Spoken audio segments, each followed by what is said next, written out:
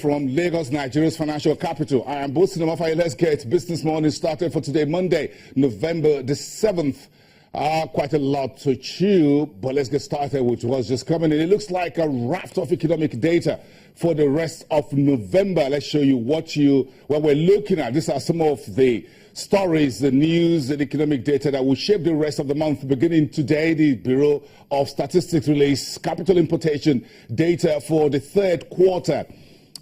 We will talk about in about 1 minute or two, but the headline figure was much better than second quarter. Total capital importation into Nigeria, nearly $2 billion, $1.822 billion to be precise. More money flowing into the country via the three main windows. Portfolio investment up by 172.8%.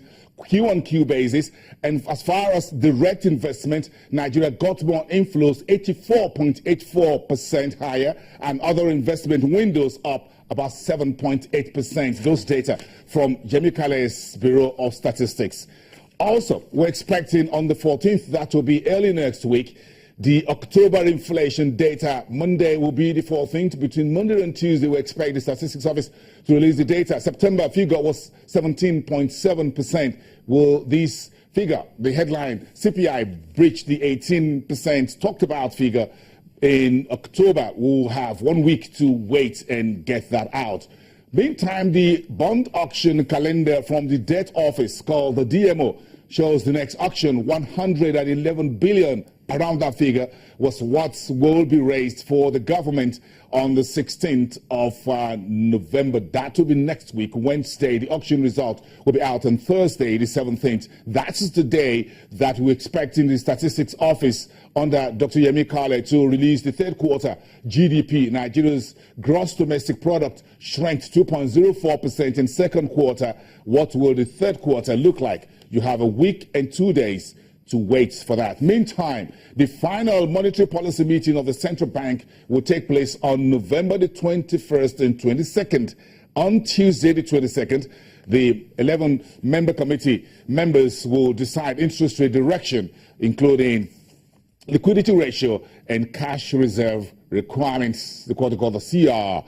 Meantime, at the end of the month, on the same day that OPEC will hold a crucial meeting in Vienna, the Austrian capital, we'll be looking at Nigeria's job creation and unemployment data. Quite a lot to talk about there. Meantime, what's still on the cards when we finished off last week, look at what we're still yet to resolve. Details of the MTEF 2017-2019, that's the medium-term expenditure framework, and the fiscal strategy paper, FSP, that was submitted to the Senate, rejected last week for further details from Senator Udo Udoma's ministry. Meantime, the details of the Ministry of Finance $30 billion new borrowings still being expected, as well as the economic recovery plan of the Buhari's administration. Okay, now bringing it home, still on the cards and get to be prepared. Petrol prices is set to go higher in Nigeria. The National Petroleum Corporation, called the NNPC, or you call it the State Oil Corporation, says, well, the current 145 naira per litre is no longer tenable. The price of petrol, according to sources, could go higher to 150 naira per litre. The current template that was introduced just before the June 20 flexible foreign exchange market at 280 naira to the dollar has since gone under the water. Right now, we're looking at about 350 on the streets, about 400 naira to the dollar. So things have since changed. Meantime, very harsh words for oil companies doing business in Nigeria from the Deputy Minister of Petroleum Resources, Dr. Ebeka Chiko. She says oil firms should invest in Nigeria and shouldn't turn the country into, quote-unquote, a trading colony. Meantime, the Senate wants the Department of Petroleum Resources, DPR, that's the subsidiary of the NNPC responsible for sale of crude oil, says they should supply daily oil production and sales reports. That is one of the conversation that will start for the current week, and you know where to join us as far as that conversation is concerned. Meantime, let's review the markets for you.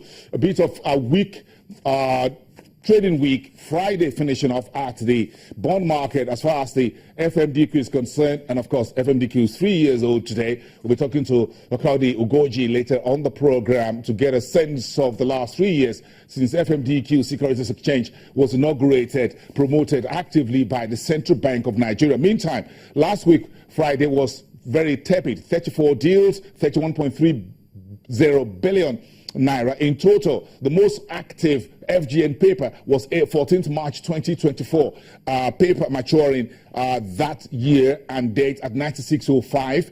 12 deals, 14 deals in 2019, June 29. Paper maturing 22nd June 2026. And you can see very lackluster Friday trading, 200 million, the lowest. 2 deals at 100.6. That's 160 per paper. That's the price high for that FGN paper. But look at the treasury bills, really aggressive. Again, the market took the liquidity status of the market despite the trading and the treasury auction by the financial regulator. The secondary window was still really active, 266.3 billion on Friday. That was in almost 1,000 transactions. But look at the top movers for the day. That's the treasury bills maturing February the 16th, 2017. That's 49.5 billion.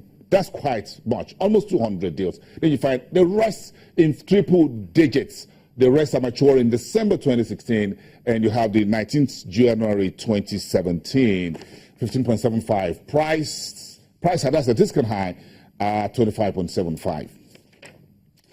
At the currencies markets, look at what the week look like for the Nigerian naira. Look at the interbank market where the local currency fell 1.06 against the dollar, at 3.05 against the British pound. That's about 0.1%, and 3.28%. We missed the dot there.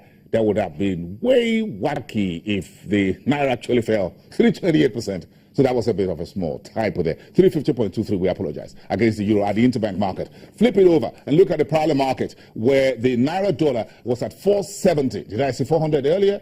Things gone since down 400. So we're heading towards that figure, 500. Minus 3.3 in one single week. Against the pound, that's 565 naira, will fetch you $1 at 2.73%. The stock market didn't fare much better.